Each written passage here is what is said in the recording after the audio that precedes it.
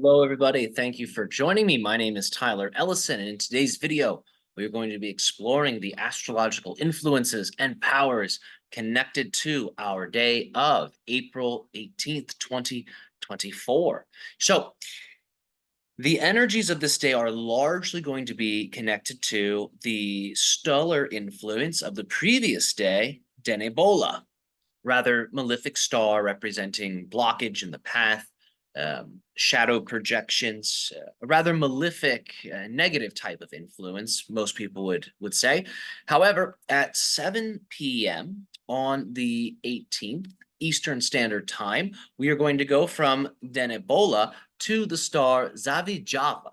And what a fun name to say. And the star's power are just as fun as its name. So the influence here, Mercury and Mars. So Mercury is, of course, an air elemental planet, if you will, represents change, dynamic motion. It also represents higher thinking, higher philosophy. There's a strong social development to Mercury, representing communication, our ability to really use our words and our intellect to our advantage, to create success in business, to create success in relationships, and ultimately to create a type of adaptability that allows for us to always adapt to the ever changing times. The other planet connected to this star of Zavijava is, of course, Mars. So this is usually seen as a planet of aggression. It's usually seen as a type of malefic influence. But remember, Mars is also the protector. Mars is an energizer of cosmic fire. And Mars also represents divine justice and correctness in a type of objective sense in terms of the laws of nature, if you will. And this type of Martian and mercurial influence is really a bunch of fire from Mars and then air being blown in, stoking that fire, making it bigger. And we are going to get some wonderful effects. So with Zavijava, of course, with that mercurial influence, it's a great star to work with for business, for trade, for striking good business deals, making good investments. This is a wonderful star to work with. And it is also a star that bestows one with sexual power, sexual influence. So this is a great time for dating. This is a great time to really work on your own, you could say, seductive image, right, of yourself, how you present to potential lovers. And this is, of course, a great time to explore intimacy with your partner, with your loved one, with your spouse. And it can yield a lot of success and can bring new heights in pleasure. So this is a wonderful star to work with for areas of romance, love, intimacy. And it also teaches us to harness the power of desire. That is key. Remember, desire is how manifestation comes into being. No desire, no manifestation. You have to, in a sense, yearn for it in a way, long for it. You could even go as far as to say lust for it, whatever that thing is that you wish to summon. Now, of course, with the power of desire, we're working with the power of fire. Too much burns somebody up, right? And that fire, it gets so bright, sometimes they can't see anything but the desire they're holding on to. But if the flame of desire is balanced and tempered, it's an energizing flame that can inspire us and that can motivate us to take actions. Now, let's get into the tarot card of the day and the numerical influence. So today's number is 3. So 3, of course, is the number of Saturn. And in many ways, you could say it represents the beginning of a process, usually related to a child that has recently been born and is now coming into the world.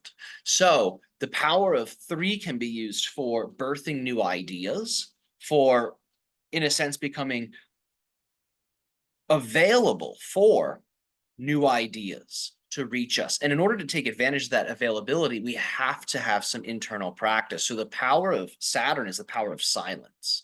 And in that silence, we become a sponge for these higher self-based ideas that are here to support you on your path. So because we have this powerful active energy of Mercury and Mars, having this inner time for meditation, for stillness, will deeply, deeply benefit you. And even more so because the tarot card of the day is the Wheel of Fortune.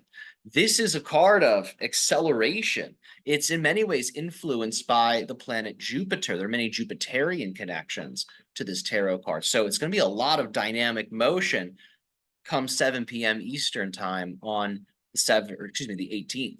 So have some type of meditation practice that's recommended to help you ground this energy. But with the Wheel of Fortune, we are learning esoterically about the nature of cycles. So cycles are powerful. We are all a part of cycles, be they earth-based cycles of the seasons, planetary cycles with the movements of the planets, and of course, stellar cycles, which have to do with the rotation of our Milky Way um, galaxy, essentially.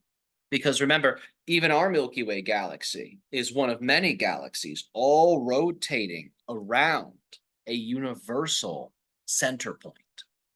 So keep this in mind. We are a part of many cycles, but most of that is below the radar for us. And of course, we have our personal cycles. Maybe you've had a cycle with an addiction, or maybe you have had a cycle with repeating themes in your life, right? And cycles can be very powerful. As you know, someone can get bound by a cycle and they're sort of trapped in it until they realize they're in a cycle and then they liberate themselves. So cycles have a power to them. So to understand their nature, you become conscious of the cyclical dimensions of your own experience, and you learn how to utilize them very well. Remember that with all the cycles we're part of, I'll talk about the seasons for an example. There's an attitude, there's an energy, there's a mindset with each and every single season. And if we are sensitive to that, we can adapt to the seasonal influence in a very auspicious way. So, for example, springtime, tons of energy. This is a great time to start a business. This is a great time to start a workout regimen. This is a great time to socialize and meet new people because spring is the return of the light.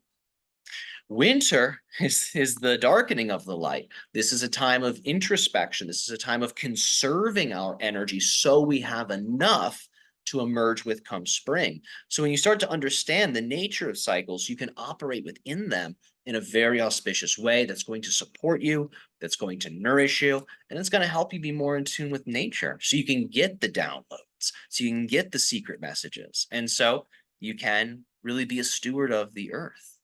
The other interesting power connected to the Wheel of Fortune card is political ascent. So if you are in a situation where you're working with influential people in some type of hierarchical structure, be that the government or be that a business, right? Maybe you're at a big corporation. This is a time where you can harness that energy to make advancements in those areas. So I encourage you to look in your own life and ask yourself, where could I level up? Where can I take that next step that's going to bring me from satisfactory to epic, right? That's what the Wheel of Fortune card is encouraging us to do, to really be big dreamers, to not hold ourselves back. We don't want to be delusional and expect things that are light years away from our vibration, but we do want to see what is available, what can I do? And if I wasn't held back by these limits, be they self-imposed or societal, what would I be doing? What would that next level be? And when you start to ask yourself those questions seriously, you get answers. And that's why I say on this day, meditate, because you're going to get some great ideas. I am sure of it.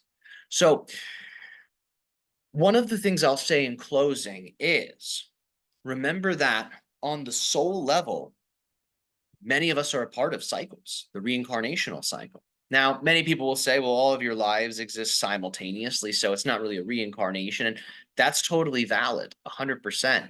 Yet to the soul, right, it's still a part of space-time, clearly, because it's interfacing with the body.